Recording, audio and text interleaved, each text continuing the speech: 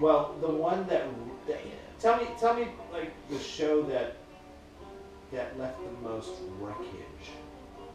Einstürzende Neubauten or something like that. The most wreckage. I remember Tom Berard being right up on stage and like Einstürzende Neubauten, like fucking with the grinders and all that sort of shit, just showering sparks. I think he. That was when I think of best shows. That's definitely one of them. Loudest for sure. Yep. But it was deeply apocalyptic as well.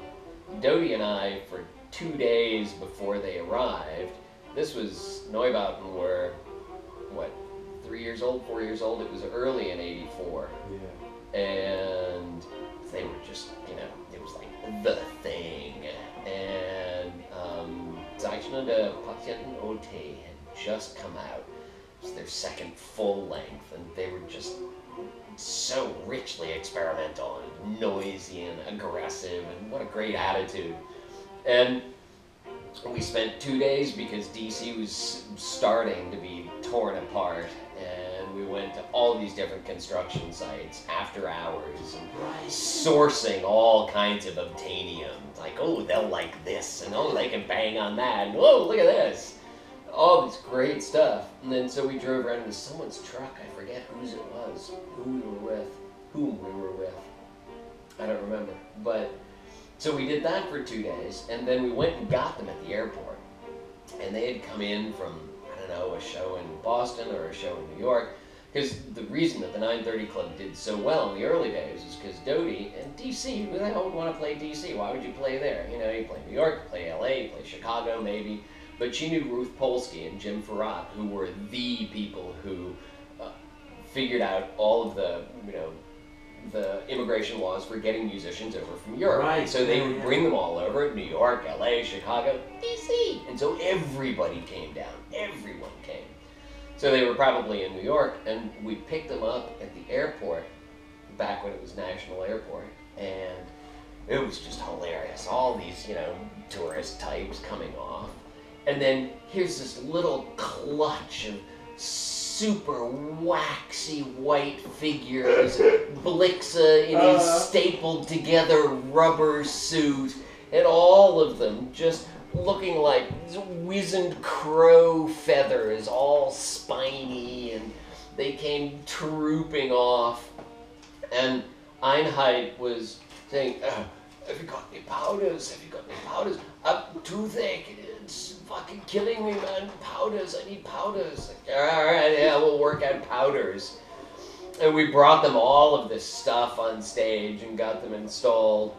And the show was just, we had that huge spring hanging from the front of the stage with this nut that was about that large that I had. They gave it to me after the show, and I had it for years until my folks moved out of the house, and my dad was like, what is this garbage? Oh, no! Like, wait! I know about nuts! And I just remember they had a jumping jack tamper that you use to flatten the pavement down after it's been laid down for, like, sidewalks and the like. They had that thing, and it was leaking gas fumes into the club, and Scott was by the side of the stage with a fire extinguisher because it sparks everywhere, and the club is filling up with gas fumes, and there's light beams just flashing all over the place, and, Blixa going, a little squawky dead bird voice. And it just, Dodie and I stood back for a moment after getting all this stuff together and collecting these guys and all, just one issue after another, and going and scoring them a bunch of drugs so that Einheit could, actually be on stage and not be in total pain. And we just stood back looking at this, and it was so other, and it was so powerfully other that it seemed like, I don't know, it sounds ridiculously pretentious, but it was one of those moments when it felt like nothing's going to be the same anymore. Nothing can ever quite be like this. And it wasn't the club anymore, and it wasn't a show, it was I don't know, it was an event. And I remember we started out, Tiffany Pruitt and I and Monique were all by the side of the stage, and there was a sink And we were all pounding away on it, and Einheit finally got tired of us pounding away and kicked the sink off at us. Like, fuck you, man. I'm playing here. You know, I worked hard to get on this stage. Fuck off. That was an amazingly powerful night. Amazing night. Royal Crescent Mob. Ah. You know, when they came to the club, and that night when we picked them all up on stage during their encore and walked them through the club while they played, that was a great show. Weren't they on people's shoulders? Yes. We got up on stage. We chanted for them to come on. There was a band from Ohio who came. They kicked ass. Oh, they were so funky and rock and roll. They were great. They just threw down an awesome show. After the first song, their first set, you know, they were like, wham!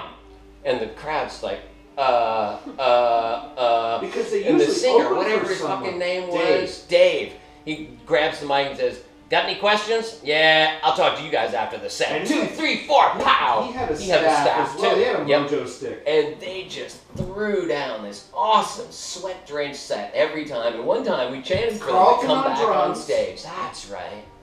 D was the guitar player, because I love these guys too. Yep, One of the best awesome. gigs I ever saw was the Ritz in New York City, Chili Peppers, Fishbone, and the Royal Crescent Mob. Holy fuck. Yeah, and Royal Crescent Mob probably blew them all They off actually, the because stage. people didn't know who the fuck they were. Of course. And they came It's a out great and they spot opened to it, be and in. Fishbone played second, and Chili Peppers headline, and it was just like, I was going Yep. nuts because I knew them from the club Yeah, because they of played course. DC. Of course. Oh man. Ah. Oh.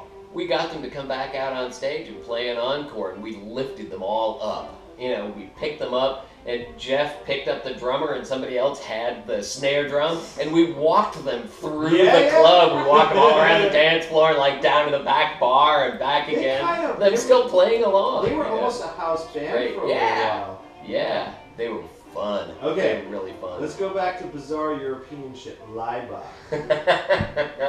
Okay, because Mikey O was telling me about that one famous gig where on the rider they needed a deer head. Were you around for that one? No. Do you remember what happened? No. People were sent out to the four corners of DC looking for a taxidermy deer's head. And you know, I don't know if, I mean, you probably are more well informed about Laibach, because I never really sussed it until years later. Like, because I thought they were like some weird fascist, kind of bizarre Eastern European skinhead-esque kind of quasi-political strange thing.